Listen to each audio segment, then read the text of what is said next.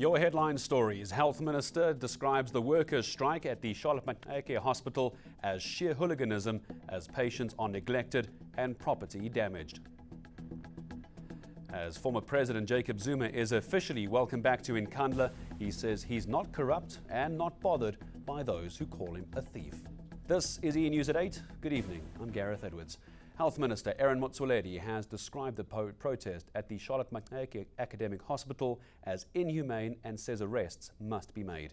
Support staff went on a wildcat strike demanding higher wages and bonuses that they claim are owed to them. They've threatened to bring services at the hospital to a standstill if government ignores them. Nicholas Bauer has the story. We are here just because we are forced by the employer to be here. An unprotected strike that could have turned deadly. Several hundred support staff protested at the Charlotte Maxeke Academic Hospital over performance bonuses left unpaid since December 2017. We are aiming to end the protest today, but we have to wait and look at what is in the agreement. There is a commitment where we have received calls, and an agent multilateral will be sitting tomorrow morning to give us an agreement which will have the amount, which will have the date in which the payment will be made. Critical health services were disrupted, with only 19 of the scheduled 50 operations taking place at the hospital. They're damaging everything and kicking everyone out is because they want all the medical staff, all the cleaners, everyone that's working here in the hospital to participate. So some of us, we try to actually help with the patients instead of participating in the protest, and that's what's making them really, really angry about it. Dr. Aaron Motsoaledi was livid, calling for swift action to be taken against workers who disrupted health activities. And let me make it very clear. I will get very scared, very, very scared as a minister. If I could find a person working here as a cleaner or a general worker or whatever, who has got the audacity to get into theater and stop people from performing operation, that person is a murderer. And how we can't have a murderer in our midst. The Gauteng Health Department has promised to get the hospital back at full operating capacity, and that steps will be taken to ensure no further disruptions. Nicholas Bauer, Johannesburg. Former President Jacob Zuma is dismissing reports linking him to the new political party that's being formed in KwaZulu-Natal. Speaking in his rural village of Nkandla during his homecoming prayer, Zuma says he remained a loyal member of the ANC. It's the first time he has publicly commented on the reports since his recall as president. Sepamandla Goge was in Nkandla and filed this report. After months of delays in welcoming their fallen hero, Nkandla residents finally got their chance to thank and welcome back the former president in prayer. Initially planned to take place immediately after his recall, their welcome was postponed several times. Religious leaders stepped in, resulting in today's event. Speculation is rife as the former president intends ditching the governing party and find himself a new political home. Facing legal woes, Zuma says he is not corrupt and not bothered by those who call him a thief.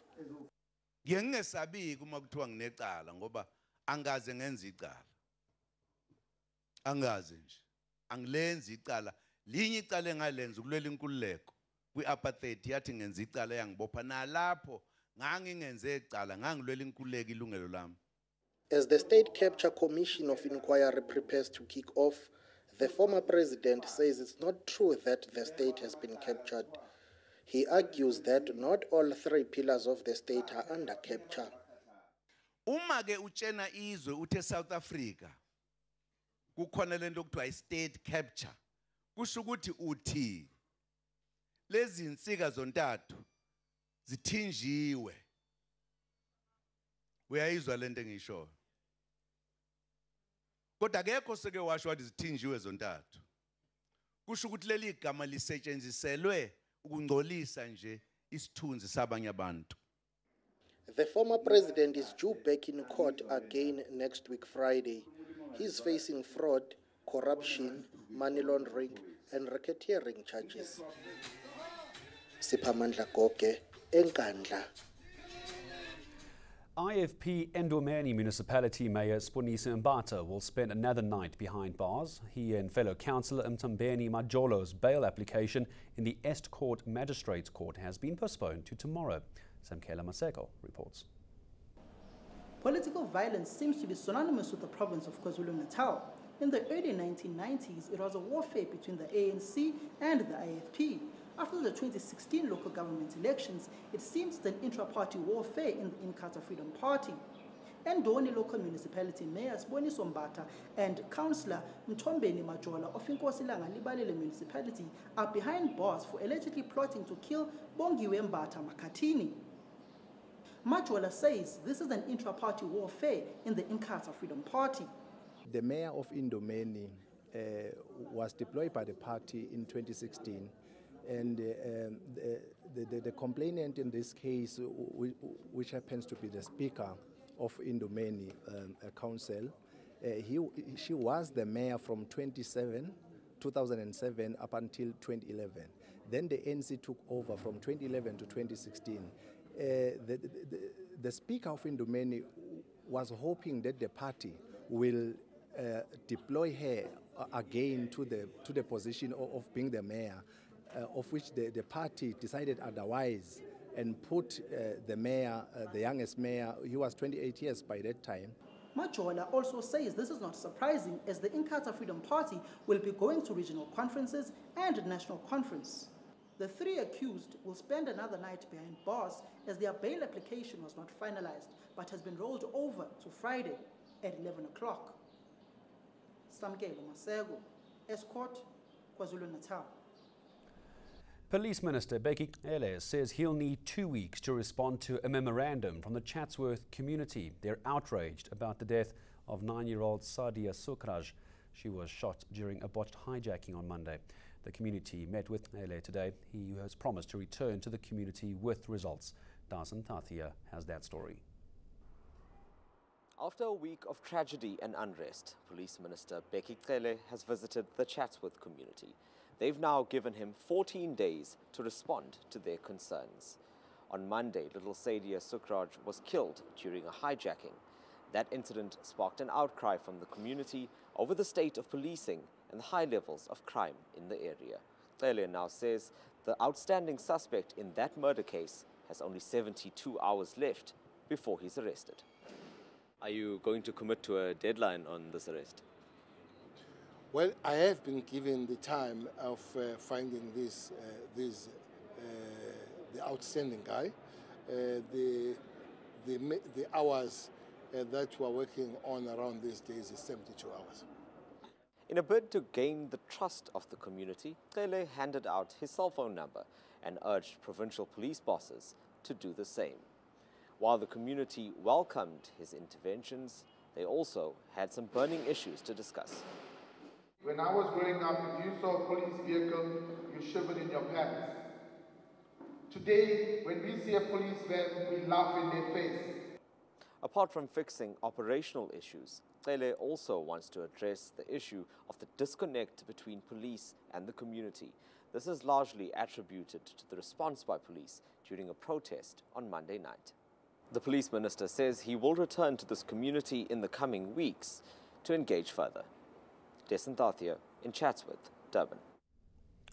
Well, the Democratic Alliance has reduced Cape Town Mayor Patricia de Lille's role to a ceremonial one. This comes as the spat between the former allies is continuing. The decision was taken during the council meeting earlier today. It was tabled by Deputy Mayor Ian Nielsen in hopes of ensuring effective service delivery. The councillors passed the motion designating all legislative authority away from the mayor with 137 votes to 50. 2 councillors abstained, while the ANC and EFF rejected that proposal. De Lille will still be able to appoint a mayoral committee. She is planning to fight the demotion. The South African Broadcasting Corporation, or SABC, is set to establish commissions of inquiry into editorial interference and sexual harassment. The inquiry was prompted by complaints within the organisation, as well as claims of sex for employment. The broadcaster says these inquiries are part of transformation plans to turn the SABC into an accountable entity. Commission of Inquiry, what we really want to do is to restore and make sure that the credibility of the SABC newsroom is not in question, and also to future-proof ourselves to make sure that whether we are here or not, we create a system that can stand the test of time. And I think with the sexual harassment, we're just creating, first of all, it's an awareness and also a healing for those people that have experienced such. But it's also an opportunity to say that this is not something that the SABC stands for, because we need to speak out against it, and this is what we're hoping to achieve. And coming up after the break. The Constitutional Court has heard arguments on the singing of Umama Uyajabula and other struggle songs. I'm Erin Bates with details on that hearing coming up.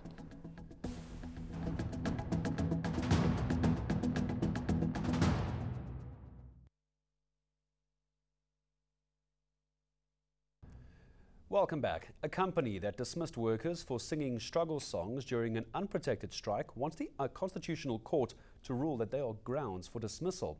In 2013, 9 workers were fired for singing Umama Uyajabula. Duncan Mack managers say they were offended by that song. Reporter Erin Bates has more. A workers' strike about overtime has amplified a debate over struggle songs.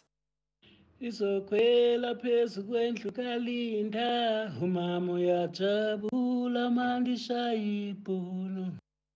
In 2013, managers at Duncan Mack felt disrespected after striking workers sang the song Umama Uyajabula. Today, the song's lyrics are the subject of critique by the highest court in the country. To express their dissatisfaction to their employer about their dispute, they sing a song that says, and let's crystallize it to its simplest form as I understand it, and I understand my understanding may be wrong, but hit the boer. I thought the song says, my mother rejoices when we hit the boer, or the boers. Yes. It was not like an instructions that hit the boer. I accept that. Germiston company Duncan Mack argues the term boer in Umama Uyajabula refers generally to white people, and in the context used was a racial slur. Duncan Mack's decision to fire the 9 workers was found wanting during arbitration. The company's disciplinary code did not indicate singing that song was an offence, yet it dismissed workers for doing so. The arbitrator said the dismissal was unfair. The Deputy Chief Justice suggests the parties should have a dialogue. We have a history in South Africa. Races have been divided. They continue to be divided. They are divided in the workplace as well. The Constitutional Court has reserved judgment. Erin Bates, Johannesburg. Eric Mutlake, CEO of EML Energy, says there was never a 2.4 billion rand contract between his company and SA Express. Recent reports allege that the airline was paying EML Energy 67 million rand a month to supply it with jet fuel. But the only contract between the companies is an as and when required deal, which doesn't have a value to it, but rather proposed rates. EML, which has contracts with other airlines, has been supplying fuel and defueling services, as well as diesel and 95 octanes since July last year. SA Express says it's investigating the contract and has also tightened its procurement processes. Contract for 2.4 billion, nor do we get any 67 million rands from SAX. What we have offered to SAX was just our profile, basically of what we are capable of giving to them, including the 67 million rands worth of fuel, which is just what is available to all the clients that we have, be it on the campus, on the flight line, or at the other airports that we would operate in.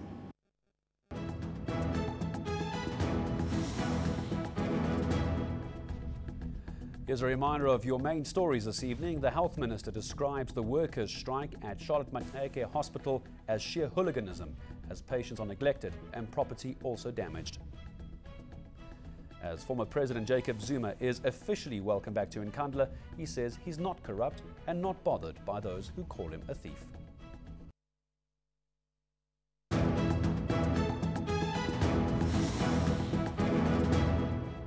Welcome to the Weather Center. On Thursday, we had this band of cloud giving us thundershows across eastern South Africa, where it's going to stay fairly unsettled for much of the night. And over the western areas, we had a lot of cloud giving us showers over the southwestern areas ahead of this cold front, which is set to hit our shores after midnight tonight. Now, we will stay with a very isolated showers this evening for the eastern areas of KwaZulu-Natal. It will be mostly fine for the rest of the country, but this cold front will introduce heavy rains after midnight across the southwestern areas of the Western Cape. The heavy rain continues into Friday morning. Then for the rest of the first half of Friday, showery and chilly weather is forecast for much of the Western Cape, the western areas of the northern and eastern Cape provinces. Then later on in the afternoon, it will be cloudy, cold and windy for the western areas. Mostly sunny skies are forecast over eastern South Africa. Now in the northern Cape, we are going to see cloudy, rainy and cold conditions for the western areas, where Sutherland will peak at just 18 degrees. It will be mostly sunny and mild for the rest of the province, but very cold in the morning.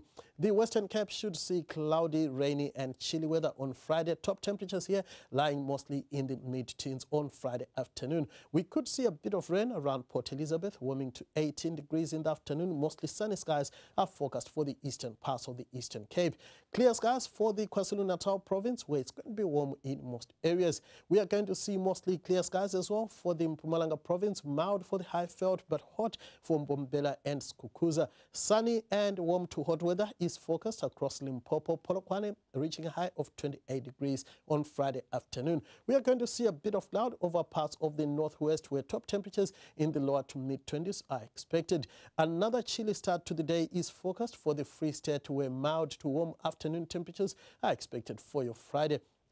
We are going to see a bit of cloud over the Gauteng province, Pretoria, warming to 24 degrees in the afternoon. Cloud and rainy weather continues on Saturday around Cape Town. Isolated showers for KwaZulu-Natal. It will be mostly sunny for the rest of the country. Then on Sunday, wet weather can be expected for the south and the east coast.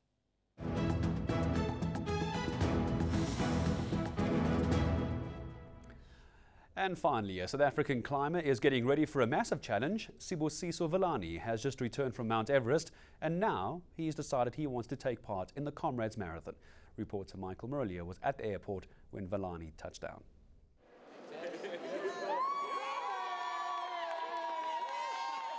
A hero's welcome for one of South Africa's favourite sons. Sibusiso Villani has already climbed Everest twice. This time, he decided to push the limits, climbing without any extra oxygen. Villani turned back after reaching an altitude of 8,000 meters. It wasn't the summit, but he says he's pleased with his performance. If I would have summited without oxygen, I would have been very happy. But this was just to gauge my own natural ability without, and getting to 8,000 meters on Everest without oxygen for me is quite amazing. Nicole Kappa joined Villani for part of the trek. She was rushed to hospital after struggling with altitude sickness. Today we welcome home an absolute South African hero, and I'm just honoured we got to spend 2 weeks with him. What a gift. And now we get to see him again for the first time since we left him at base camp. So he's a real hero and we just admire what he's done. This is the amount of luggage you need for 6 weeks on Mount Everest. Villani will now have to unpack all of these bags and get ready to run the Comrades Marathon. Villani hasn't trained specifically for the Comrades, but says he'll rely on his mental strength. Villani will join thousands of runners on the 10th of June, but he's not trying to beat anyone. He just wants to be a better version of himself. Michael Murlia, Johannesburg. And good luck to him. Now, a reminder of our headline stories this evening. The Health Minister describes the workers' strike at Charlotte Maxeke Hospital as sheer hooliganism as patients are neglected and property damaged. As former President Jacob Zuma is officially welcomed back to Nkandla, he says he's not corrupt and not bothered by those who call him a thief. That's a wrap from the eNews team. Have a good evening. Bye-bye.